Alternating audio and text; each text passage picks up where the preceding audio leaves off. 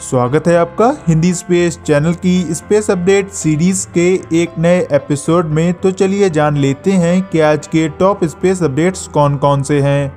आज की पहली अपडेट स्पेस एक्स के द्वारा लॉन्च किए जाने वाले एक नए फॉल्कन 9 रॉकेट को लेकर है। कल यानी 19 दिसंबर को स्पेस एक्स के द्वारा अपने एक और फॉल्कन 9 रॉकेट को लॉन्च किया गया। यह रॉकेट फ्लोरिडा के cap Canaveral space force station से 9:49 PM EST पर लॉन्च किया गया। इस रॉकेट के द्वारा अमेरिकन स्पेस फोर्स की एनरोल 108 स्पाइस सैटेलाइट को लॉन्च किया गया और अपने लॉन्च के करीब 15 मिनट बाद इस रॉकेट के फर्स्ट स्टेज के बूस्टर ने अपने लैंडिंग पैड पर सफलतापूर्वक लैंडिंग कर ली। इस फॉल्कन 9 रॉकेट के द्वारा एनरोल 108 स्पाइस सैटेलाइट को अर्थ के जियोसिंक्रोनस ऑर्बिट में सफलतापूर्वक डिप्लॉय भी किया जा चुका है। आपको यह भी बता दें कि यह जो फॉल्कन 9 रॉकेट का लॉन्च है, सबसे पहले यह लॉन्च 18 दिसंबर को लॉन्च के लिए शेड्यूल करा गया था, लेकिन फर्स्ट स्टेज के बूस्टर का प्रेशर लॉन्च के लिए पर्याप्त न हो पाने के कारण इसको लॉन्च नहीं किया जा सका। वैसे अगर आपको इस एनरोल 108 सैटेलाइट के बारे में बताएं तो यह सैटेलाइट एक जासूसी सैटेलाइट है जो कि अमेरिका के स्पेशल फोर्सेस के द्वारा अपने सीक्रेट मिशंस को पूरा करने और किसी भी ऑब्जेक्ट की सटीक लोकेशन का पता लगाने के लिए इस्तेमाल की जाएगी। और अगर आप चाहें तो इसकी लॉन्च वीडियो हमारे इंस्टाग्राम पर जाकर देख सकते हैं।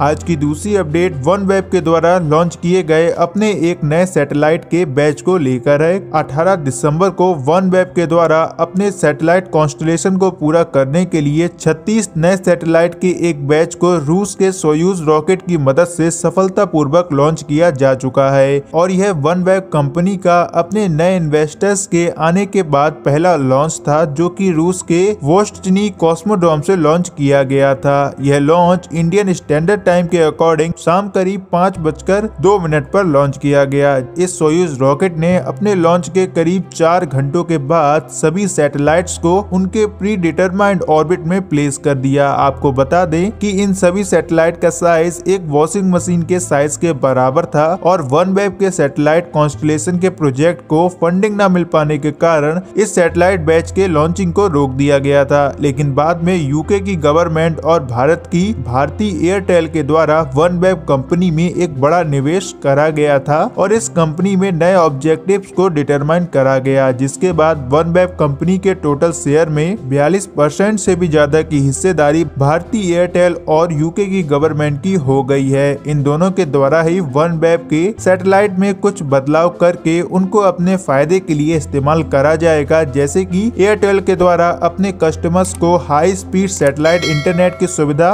और यूनाइटेड किंगडम के द्वारा इनको अर्थ ऑब्जर्वेशन और रियल टाइम इमेजेस को कैप्चर करने के लिए इस्तेमाल किया जाने वाला है। वैसे अगर आपको बताएं तो अभी वनवेब कंपनी को और ज्यादा फंडिंग की जरूरत है, जिससे कि भाई अपने 650 सैटेलाइट्स को अर्थ के ऑर्बिट में प्लेस कर पाए और लो अर्थ ऑर्बिट में इन 650 सैटेलाइट को डिप्लॉय करने की जो कॉस्ट है वह करीब $12 बिलियन की है। लेकिन अभी प्रेजेंट टाइम में वनवेब के पास अपनी लगभग 110 सैटेलाइट अर्थ के लो अर्थ ऑर्बिट में प्लेस हैं, जिनका इस्तेमाल सैटेलाइट इंटरनेट एक्सेस की इनिशियल सर्विसेज को शुरू करने के लिए किया जाएगा। बाकी अगर आप भारतीय एयरटेल के वनवेब की हिस्सेदारी लेने के ऊपर एक डिटेल वीडियो चाहते हैं तो कमेंट सेक्शन में जरूर बताएं।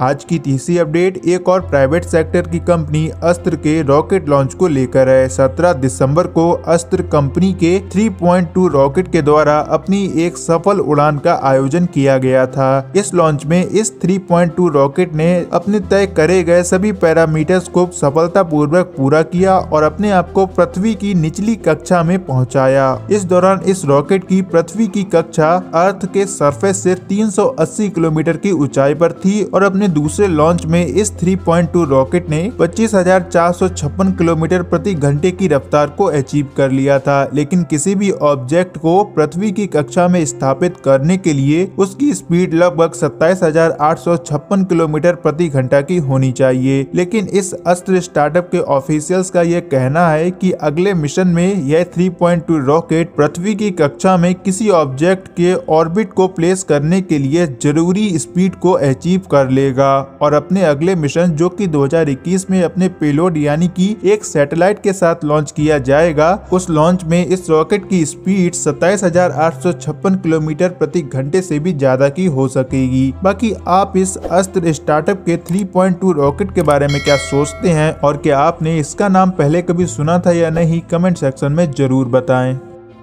आज की चौथी अपडेट अमेरिकन स्पेस फोर्स के पर्सनल्स के लिए ढूंढे गए एक नए नाम को लेकर है। कल यह रिपोर्ट निकल कर आई है कि अमेरिकन स्पेस फोर्स में काम करने वाले आर्मी पर्सनल्स को एक नए नाम गार्जियंस ऑफ द गैलेक्सी के नाम से जाना जाएगा। वैसे आपको यह नाम को सुनकर किसी साई-फाई मूवी का नाम ध्यान आ रहा होगा। ठीक ऐसा ही मेरे साथ भी हुआ था। वैसे अगर देखा जाए तो अभी हम लोग मतलब कि ह्यूमन सिविलाइजेशन पूरी तरह से एक प्लेनेटरी सिविलाइजेशन भी नहीं बन पाए है। ऐसे में किसी स्पेस फोर्स के पर्सनल को जो कि स्पेस फोर्स में काम तो कर रहे हैं लेकिन अभी वो रेगुलर बेसिस पर मून में भी जाने में सक्षम नहीं है, ऐसे में उनका नाम गार्जियंस ऑफ द गैलेक्सी रखना बिल्कुल भी किसी अजीब बात से तो कम नहीं है। और क्या पता इस मिल्की वे गैलेक्सी में पहले से ही ऐसी कोई इंटेलिजेंट सिविलाइजेशन मौजूद हो जो कि सच में इस मिल्की वे गैलेक्सी की रक्षा करती हो। वैसे आपका इसके बारे में क्या विचार है, कमेंट सेक्शन में जरूर बताएं।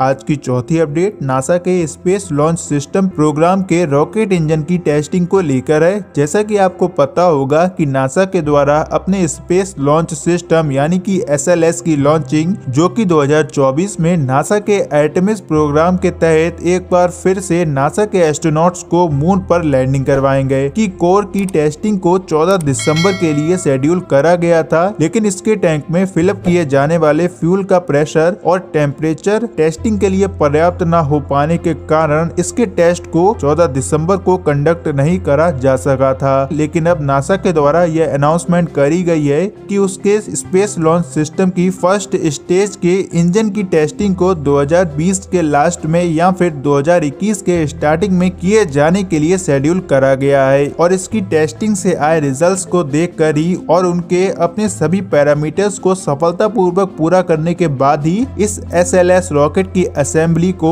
फ्लोरिडा में स्टार्ट किया जाएगा। वैसे तो इस रॉकेट के पहले लॉन्च को 2021 के जून या जुलाई महीने में शेड्यूल करा गया था, लेकिन अब इसको 2021 के अंत में लॉन्च किया जाएगा। आपको यह भी बता दें कि यह SLS रॉकेट 3 वर्जन्स में तैयार किया जाएगा, जिसमें कि नासा के आर्टेमिस प्रोग्राम में 3 लॉन्च करे जाएंगे, जिनमें कि आर्टेमिस 1, आर्टेमिस 2 और आर्टेमिस 3 लॉन्च शामिल हैं। अगर आर्टेमिस 1 रॉकेट लॉन्च में किसी प्रकार की कोई कमी नहीं देखी जाती है तो 2022 में लॉन्च किए जाने वाले आर्टेमिस 2 रॉकेट में एक एस्ट्रोनॉट को इंटरनेशनल स्पेस स्टेशन तक भी भेजा जाएगा और इसके बाद 2024 में लॉन्च किए जाने वाले इसी रॉकेट में नासा के 4 एस्ट्रोनॉट्स को आर्टेमिस प्रोग्राम के तहत चांद पर भी भेजा जाएगा। वैसे आपको बता दें कि जिन एस्ट्रोनॉट्स को 2024 में मून पर भेजा जाएगा उसके बारे में हम आपको पहले ही अपने एक एपिसोड में बता चुके हैं, जिसको कि आप आई बटन पर क्लिक करके देख सकते हैं।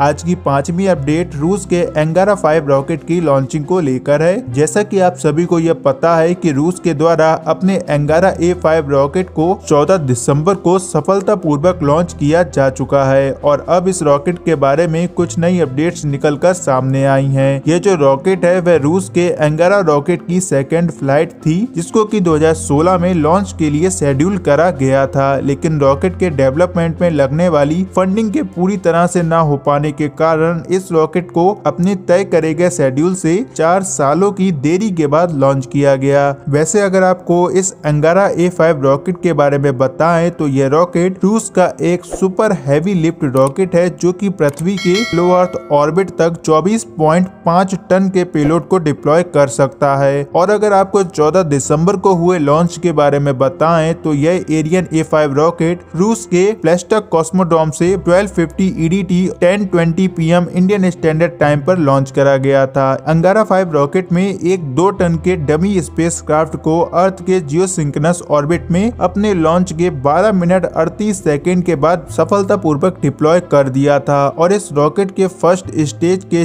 4 R191 इंजन ने 2 मिलियन पाउंड का थ्रस्ट जनरेट करा था और रूस के द्वारा इस रॉकेट को अपने प्रोटॉन रॉकेट को रिप्लेस करने के लिए डेवलप किया जा रहा है और इस रॉकेट से निकलने वाली गैसेस एनवायरनमेंट को ज्यादा नुकसान नहीं पहुंचाएंगी, क्योंकि इस रॉकेट में यूज किया जाने वाला फ्यूल मॉडिफाइड है और इससे निकलने वाली गैसेस ज्यादा टॉक्सिक नहीं है। किसी रॉकेट लॉन्च से निकलने वाली गैसेस तो एनवायरनमेंट को काफी ज्यादा नुकसान पहुंचाती हैं, लेकिन इसकी गैसेस इतनी भी ज्यादा टॉक्सिक नहीं है जितने की रूस के प्रोटॉन और सोयूज रॉकेट लॉन्च से निकलती हैं। लेकिन अगर आप रूस के इस एंगारा A5 रॉकेट पर डिटेल वीडियो चाहते हैं तो कमेंट सेक्शन में एक बार जरूर बताएं। बाकी हम एक बार फिर से अपनी वीकली स्पेस अपडेट सीरीज को स्टार्ट करने जा रहे हैं। आशा करते हैं आपको ये सीरीज पसंद आएगी। तो आज के इस वीडियो में बस इतना ही। अगर आपको यह वीडियो इन्फॉर्मेटिव लगा हो तो इस वीडियो को लाइक और शेयर करने के साथ साथ हिंदी स्पेस चैनल को सब्सक्राइब कीजिए ऐसे ही और वीडियोस को देखने के लिए। तो मिलते हैं अगले वीडियो में, तब तक के लिए जय हिंद जय भारत।